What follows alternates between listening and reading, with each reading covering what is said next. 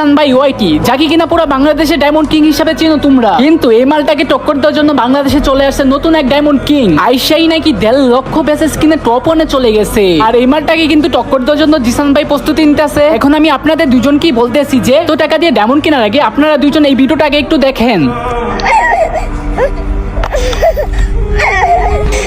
এই ভিডিওটার মানে কি একটু বুঝছেন? মানে একটা বাচ্চা মানে খাবার না খেয়ে মাটি খাইতেছে, আর তার হৃদয় ভাঙা কান্না শুধুমাত্র একটু পানির একটু খাবারের জন্য। শুধু সে নয়, তার মতো হাজার হাজার ফিলিস্তিনবাসী খাবারের অভাবে না খেয়ে মারা যেতেছে। আর আজকে একটা ভিডিওতে দেখলাম একজন মা বাংলাদেশ থেকে সাহায্য চেয়েছে শুধুমাত্র একটু পানির জন্য। আর হ্যাঁ, এসি টেটার ভাই আর জিসান ভাই ওয়াই, আমরা সবাই জানি আপনারা বাংলাদেশের গর্ব। হ্যাঁ, আমরা এটাও জানি যে আপনারা গরিব দুঃখীদের দান করেন। তো শুধু নিজেদের মধ্যে একজনকে টপকি আরেকজনের প্রতিশোধ নেওয়ার কোনো দরকার নেই। আমরা এটাও জানি যে আপনারা ডায়মন্ড কিং, আপনারা গেমের পিছনে কোটি কোটি টাকা খরচ করেন। শুধু নিজেদের মধ্যে ঝগড়া করে তো কোনো লাভ নাই। যদি এমন হইতো যে একটা দেশ আপনাদেরকে চ্যালেঞ্জ দিছে, তখন আপনারা প্রতিশোধ নিবেন, অবশ্যই প্রতিশোধ নিবেন। কেন বাংলাদেশ ছোট না হয়, গেমের মধ্যে এত টাকা না খরচ করে ওদের পাশে একটু দাঁড়া। আর গাইস, আমার কথাগুলো যদি তোমাদের ভালো লাগে তাহলে ওদেরকে কিন্তু ভিডিওতে মেনশন দিয়ে যাবা, যেন ওরা ভিডিওটা দেখতে পারে।